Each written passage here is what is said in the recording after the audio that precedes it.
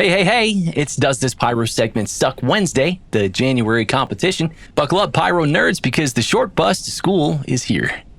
Today, we're looking at a slice of the 4th of July from 2025 from Irvin Weide, like the cereal, only singular.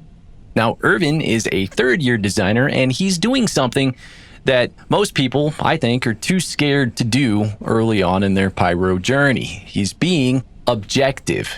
He knows that he's got room to grow, and he's ready to start sponging up feedback. He's tackling the greatest showman in this segment. Now, that's a track that is absolutely a certified crowd pleaser, but it's also one that can eat a designer alive if they're not careful. Irvin says, I'm really trying to work on my build-ups and timing. This is the first year out of 3 that I've added music. I'm pretty proud of myself, but see how I can do better. I missed a couple of marks. I do 100% cake show, so timing is hard, but not impossible. I'd like to know what other products I could use to help with build-ups. And at the end of the day, the crowd loved it, so I'm happy. But I know every mistake that was made, or shot that did not shoot. Irvin, I gotta tell you, I love that mindset. From what I'm watching here, you tend to be more conservative in your product delivery. You might have a little fear of overdoing it, but trust me, that's a superpower. Designers who start with a respect for void space usually turn into the best pyromusical choreographers down the road. You learn to fill that space tastefully. Whereas the guys that go ape from pacing from like birth usually struggle to find nuance. You're relying heavily on cakes here, which is great, but it's also a classic wagon wheel trap for new designers. We see those kick-ass demo videos, but when we let them free run in a show that we intend to be choreographed, the wheels start to fall off the wagon if they're misused, or they start missing timeline marks, kind of like the drunk uncle trying to find his way to the buffet at the wedding. He knows where he's supposed to be, but the timing is just questionable. You asked about how you can get better at your anticipation building. At 2107, take a listen to the song's percussion downbeats in the intro. I can't tell if you fired a cake using one igniter and it ran close to the downbeats, free running, or if you're still getting your sea legs under you as you work to understand pre-fire times. If it was one cue and that cake was free running, the pyro gods were in your corner because the hits were close. If you're not already using poor man slices or single matching rows to achieve an effect on a downbeat, you should definitely move to a poor man slice workflow for better control. Pull those turn fuses at the end of the rows and match each row to the beat. That's how you move from shooting at music to conducting it. If you did use a poor man slice workflow and the rows are single matched, overbuying for the sake of running tests to determine the appropriate pre-fire time will work to help you tighten the screws on effect context next to your music. Next, I want to talk about ear training. At around 2109, the 808s drop in. That's the big sub. At 2111, you've got that lion sample. And at 2121, the brass and the orchestration kick in.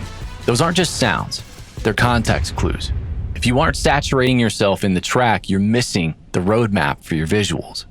The music continues to build with the addition of those elements, and you should too.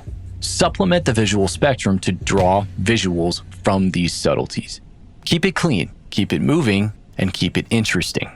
1/4 Pro single shots, front ground effects, or even staged fountains. If you're Greek god, you can actually predict their staging. They work great here to fill those gaps. Finally, let's talk about this sight. It looks tight. If you're 3 wide, I'm a fan of 90-foot spacing to let effects breathe. When you're choked for space, especially with cake positions, it shows as crowding in the break verticals. Some additional tips for making smaller sites look bigger include using single shots, exercising cross-field sequences rather than in-to-out sequences. It tricks the eye into thinking that the field is massive because you're using all of the space that's available to you.